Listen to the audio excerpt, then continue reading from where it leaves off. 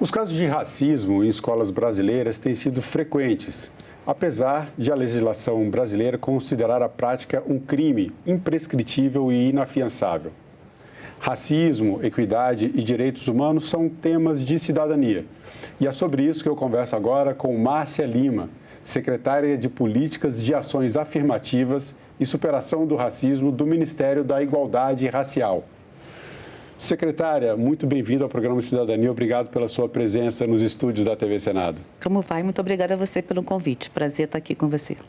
Então, secretária, esses casos que têm acontecido, alguns têm ganhado repercussão nacional. Tivemos casos aqui no Distrito Federal, um caso num torneio interescolas, em que alunos de uma escola ofenderam o grupo de outro, que no momento ali eram adversários no jogo, com ofensas racistas, inclusive de cunho social também. Eu não vou citar nome das escolas, porque eu acho que não é o caso aqui na nossa entrevista.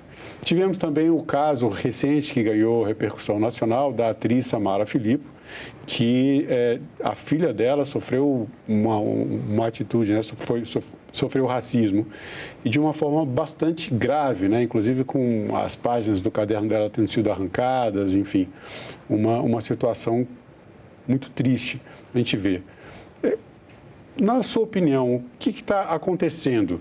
A gente tem esse aumento de casos porque a intolerância racial está ganhando contornos que nós não gostaríamos, aumentando, ou as denúncias estão aumentando porque a sociedade já não tolera mais a intolerância? Olha, eu acho que tem sempre um pouco de cada coisa nesses aspectos, né? Mas, com certeza, eu acho que a gente quebrou um pacto de silêncio histórico que a sociedade brasileira construiu em torno do racismo, né? Falar do racismo, denunciar o racismo, conversar sobre questões raciais com filhos, com família, isso no Brasil é muito recente, né? A gente tem um sociólogo, Horácio Nogueira, que ele tinha uma expressão, né? Ele faz um estudo comparando o Brasil e os Estados Unidos, e ele diz que no Brasil, né, ele usa uma expressão, né, que em casa de enforcado não se fala em corda, né? Ele fala que na etiqueta de relações raciais no Brasil é deselegante tocar no assunto da cor, é um pouco a expressão que ele usa nesse texto.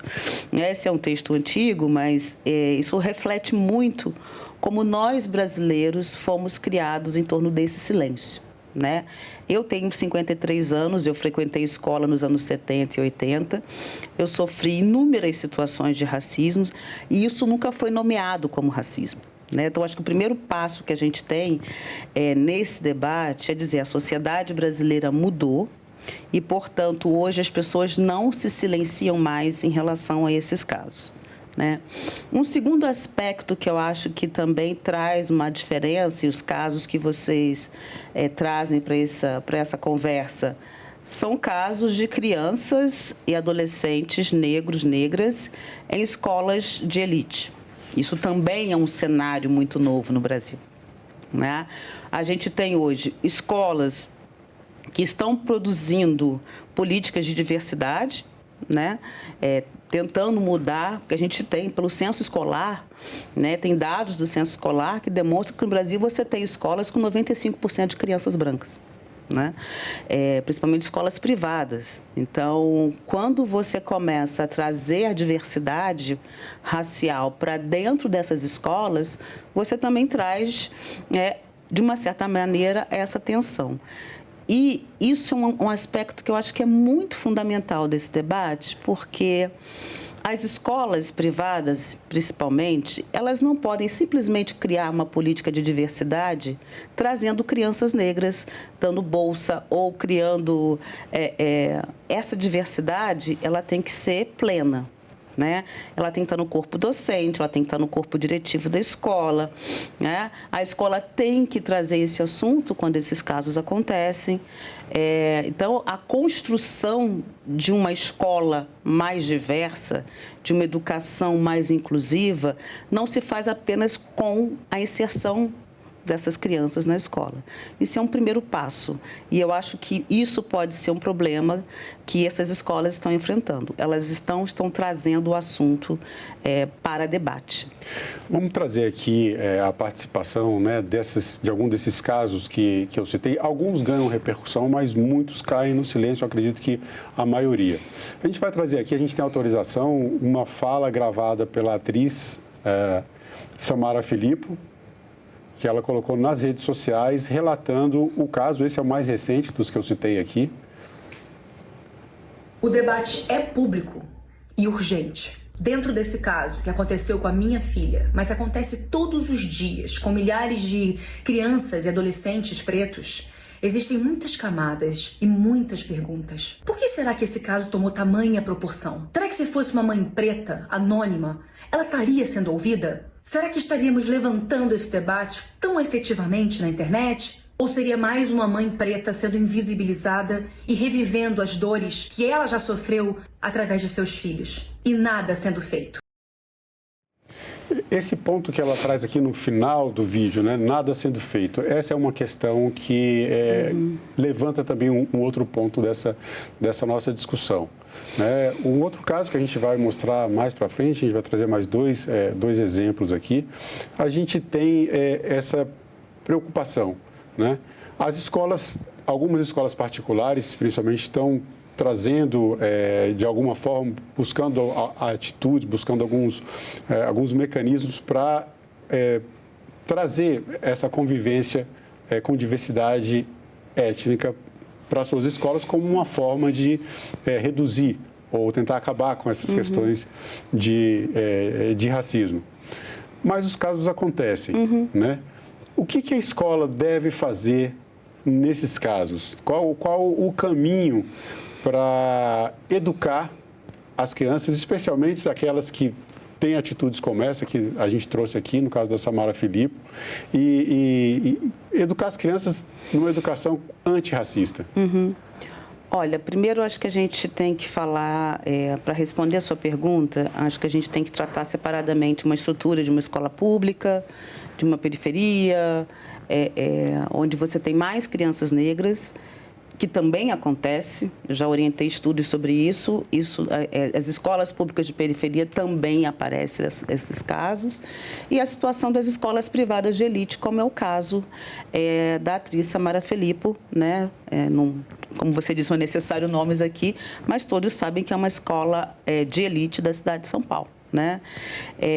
E aí eu volto ao primeiro ponto. Essas escolas de elite que estão tentando construir uma diversidade dentro desses espaços, elas precisam envolver mais do que pessoas, né? Mais do que trazer alunos.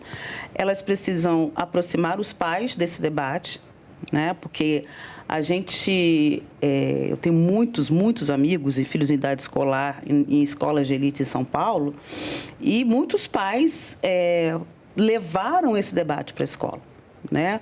Questionaram as escolas sobre isso. Então, muitas das vezes isso vem de fora para dentro. Não necessariamente a escola decidiu construir uma política de diversidade, né? Então, acho que a diversidade passa pelas pessoas, pelo conteúdo da sala de aula e pela forma como enfrentam situações de racismo, né?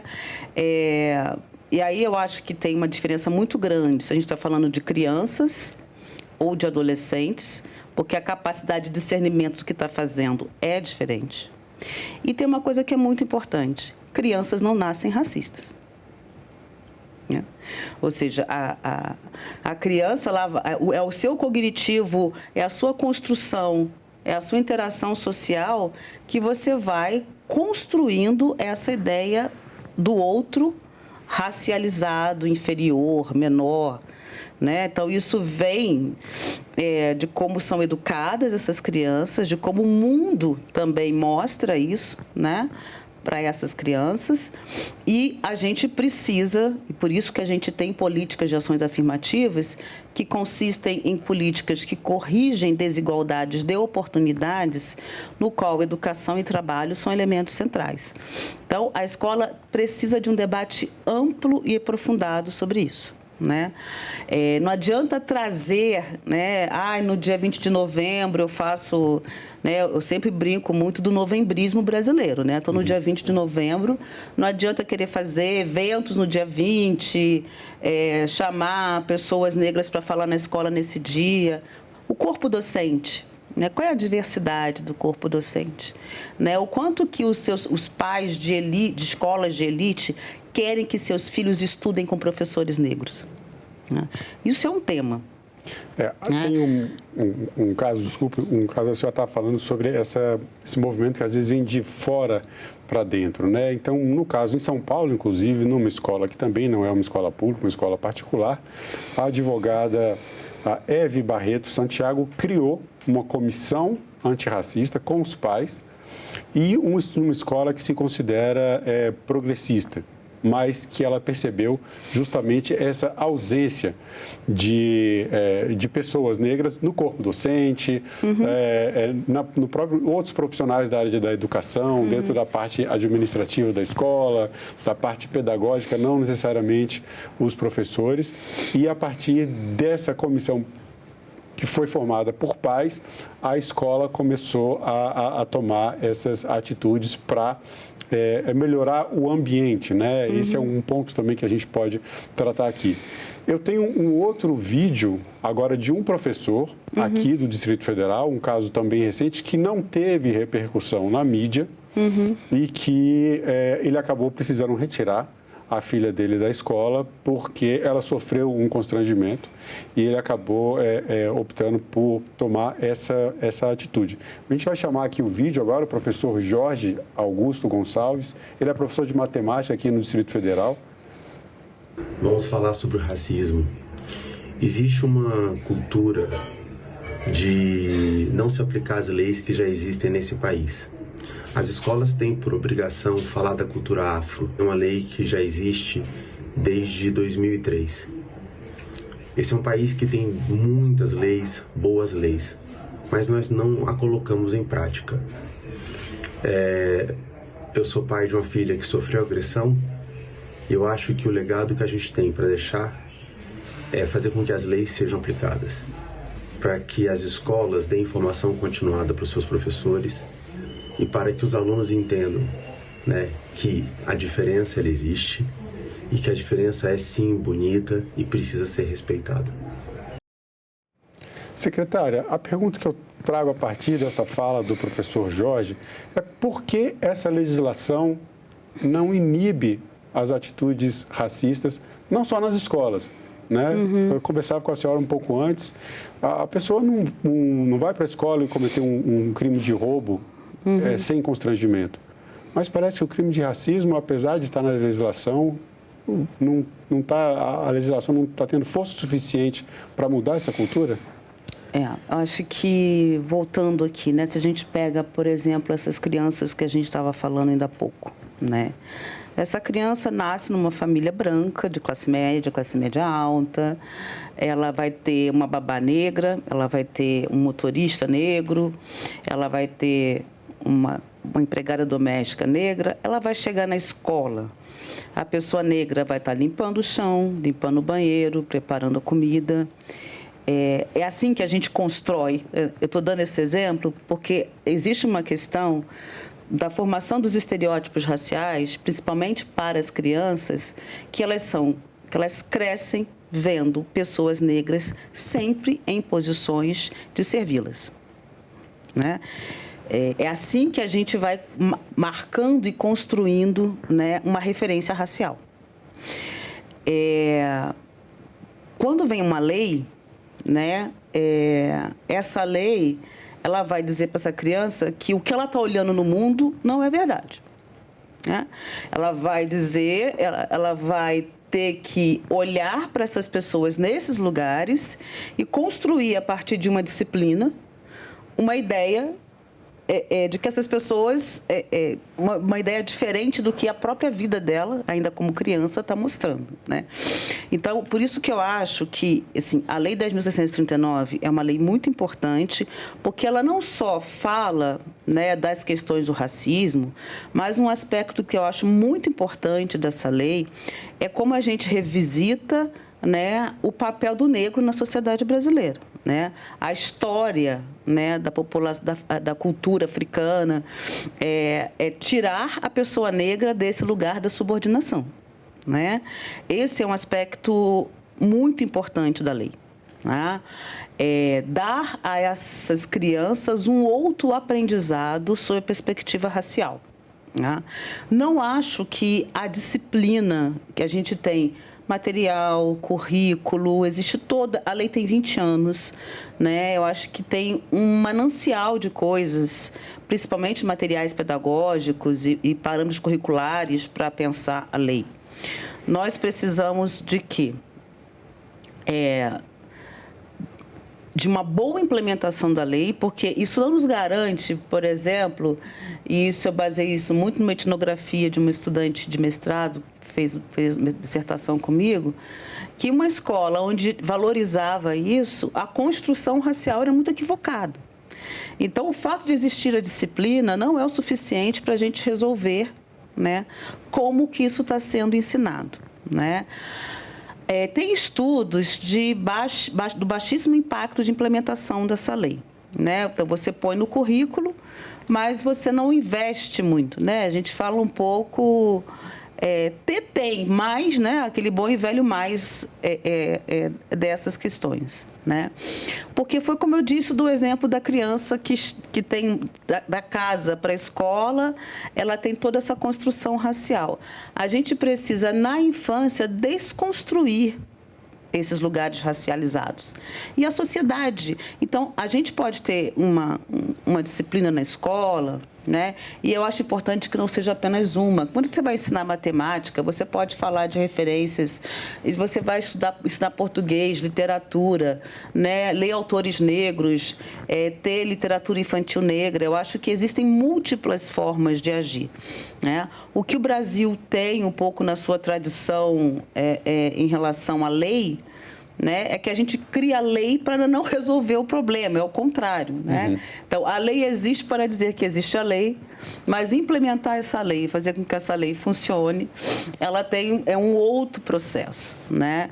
Então, nós temos uma sociedade que está em transformação. Eu acho que é muito importante a gente reconhecer os avanços da sociedade brasileira no que concerne ao debate sobre racismo e sobre desigualdades raciais, mas, ao mesmo tempo, a gente está vivendo um retrocesso muito forte na sociedade em relação a próprias famílias extremamente conservadoras e que acham que o filho ou a filha ter acesso a conteúdos escolares sobre a população negra, sobre as tradições afro-brasileiras, não é uma coisa boa, né? Então, assim, a gente vive uma sociedade hoje com muita tensão em relação a isso. Por isso que eu acho que, quando lá no começo você me pergunta se é a denúncia, se é a tensão, eu acho que são os dois.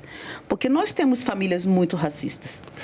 Famílias que não vão concordar nem com esse tipo de estudo, nem com escola diversa, e que eles acham mesmo que você precisa... Que deve manter a segregação. A senhora falou, por exemplo, dessa questão das leis que acabam não resolvendo o problema, né? Eu vou chamar aqui um terceiro vídeo que a gente vai entrar justamente nesse ponto da nossa conversa, né? Como fazer com que essas leis sejam aplicadas. A gente vai agora para as medidas, né, que podem ser tomadas, inclusive dentro do sistema escolar. Vou chamar agora o vídeo com a advogada Thaís Cremasco, é um caso emblemático também.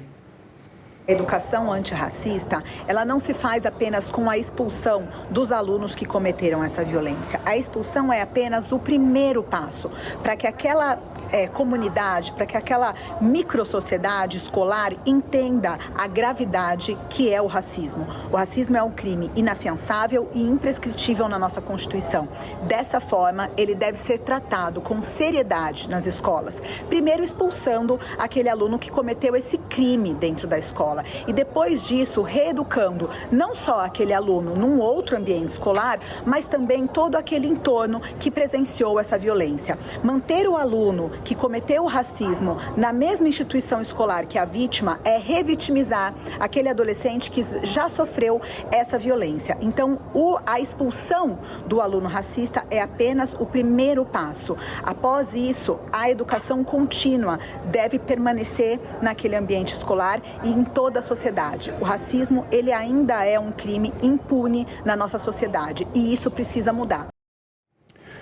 A expulsão de alunos, como aconteceu nesse caso lá em Valinhos, foi um grupo de alunos expulsos em função de atitudes racistas graves, inclusive. É o melhor caminho? Esse é um caminho exemplar para que outras crianças não façam a mesma coisa, outros adolescentes, no caso era um grupo de adolescentes?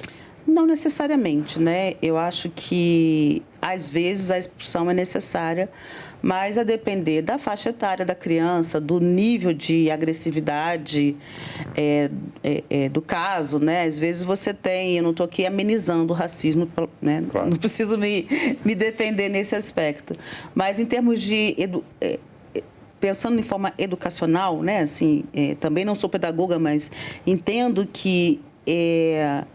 a gente tem situações muito mais violentas em torno do racismo e situações que, às vezes, que é uma ofensa, que é uma brincadeira, né? Que isso aparece muito na escola. Brincadeira com cabelo, brincadeira com o tom da pele, brincadeira para quem brinca, mas para quem sofre a brincadeira não é exatamente isso. Eu sempre digo isso para os meus sobrinhos, só é brincadeira se todo mundo se diverte, senão não é outra coisa, né? Eu acho que acho que a gente tem que olhar um pouco, acho que não dá para dizer tem que expulsar ou não tem que expulsar, né? Se são pessoas já com mais discernimento, por isso que eu digo, adolescentes, entre 15 e 17 anos, ainda são menores de idade, mas já tem, hoje em dia a gente sabe o quanto que o adolescente... tem muito acesso à informação, né? Tem um discernimento. Já tem um discernimento em relação a isso. É diferente de uma criança de 6, 7 anos, 8 anos, que já pode, infelizmente, cometer uma injúria racial com uma outra criança, né? Então, acho que primeiro a gente tem que ver os casos, a dimensão desses casos, né? Para que se tome uma decisão, né? Eu entendo, né, que mesmo quando a escola, que eu acho que é o caso, até onde eu soube da atriz, da filha da atriz, os próprios pais decidiram tirar o filho, os filhos que fizeram, né, cometeram racismo, né? Eu acho que... Porque hoje em dia você já tem uma repercussão moral disso dentro do espaço escolar, né?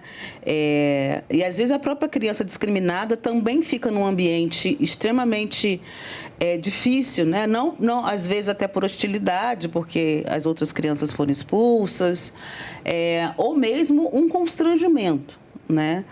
Então, o que eu acho que é o grande desafio de lidar com o racismo na escola é achar esse meio termo. Você não pode naturalizar e dizer, olha, racismo, né, é normal, né? Sim. Mas é algo que acontece e que precisa ser enfrentado, né? Também pode ser prevenido, né, se você tem um bom diálogo e uma boa construção sobre isso, né?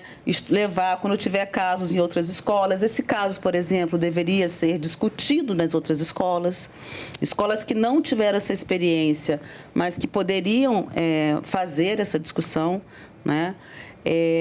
E eu acho que tem uma coisa que me preocupa muito quando a gente fala de crianças negras, principalmente em escolas de elite, porque também faz parte da minha experiência pessoal, é muita solidão. Isso é citado, inclusive. É muita solidão. Nos dois casos, desses casos que a gente trouxe aqui, às vezes a criança chega para brincar e as outras, o grupo se afasta. É muita solidão, é muita solidão, porque você só mudando sempre... a cultura para... Eu passei toda a minha vida sendo a única aluna negra da sala. Isso, toda a minha trajetória foi assim, né? Você é um isolamento, né? Então, por isso que eu acho importante que as escolas criem políticas de trazer uma diversidade para o corpo docente, mas tem que ter no corpo docente, tem que ter na direção da escola, né? Porque senão é a criança negra, como dentro de uma sala de aula, e a merendeira negra. É a criança negra e o porteiro negro, entende? E essas referências, elas são construídas justamente nessa primeira infância. Então, acho que é muito importante que a gente, na primeira infância, no ensino fundamental, né, nesse período, né, até a adolescência, é um período muito importante de formação dessas crianças e adolescentes, né? Então, eu acho que expulsão tem que ser avaliada. Eu não diria que é o remédio, entendeu? Mas, às vezes, é um remédio amargo que é necessário. Acaba né? dando um exemplo. Ou né? então, como eu disse, a própria situação, o próprio clima fica muito difícil, né? Mas é importante saber, é importante a gente se perguntar qual é o aprendizado desses adolescentes. Que é o papel da escola, né? Exatamente, o papel de educação. Então, eles vão mudar de escola, mas vão chegar numa outra escola. Como é que isso vai ser tratado? Né? Eu acho que isso é um ponto muito importante. Secretária, pergunta pinga-fogo. Eu falei racismo, equidade, direitos humanos são temas de cidadania. Para a senhora, o que é cidadania? Olha aí, vou tentar fugir do sociologuês, né? Como socióloga, eu poderia ficar aqui horas falando de cidadania. Mas eu hoje acho que quando a gente fala de cidadania, a gente está falando de acesso a direitos, né? De acesso, infelizmente, a direitos básicos, né? Como o direito de ir e vir, que o jovem negro não tem, né? Como o direito à educação, o direito a uma segurança alimentar, né? Quando a gente fala de cidadania, a gente está falando muito mais de direitos civis, né? Mas hoje, quando a gente pensa uma pessoa que se diz cidadã, é uma pessoa que pode votar, que pode ser votada, que se sente representada nos diferentes espaços da sociedade, que não tem medo, né, de circular. Como tem hoje, repito, a juventude negra no Brasil sofre muito do racismo, né? Então, isso limita a sua inserção na sociedade, né? Eu acho que uma pessoa de cidadania plena é aquela pessoa que acessa recursos, acessa direitos, tem deveres diante da sua sociedade, mas se sente uma pessoa plena, né? E eu acho que isso hoje, infelizmente, está muito escasso. Bom, secretária, eu agradeço mais uma vez a sua presença no nosso programa. Obrigado pela entrevista. Muito obrigada, foi um prazer estar aqui. E eu agradeço também a você que acompanha a programação da TV Senado. Assine o canal da TV Senado no YouTube, ative as notificações e acompanhe toda a produção do Poder Legislativo diretamente da fonte. Na TV Senado, democracia é todo dia.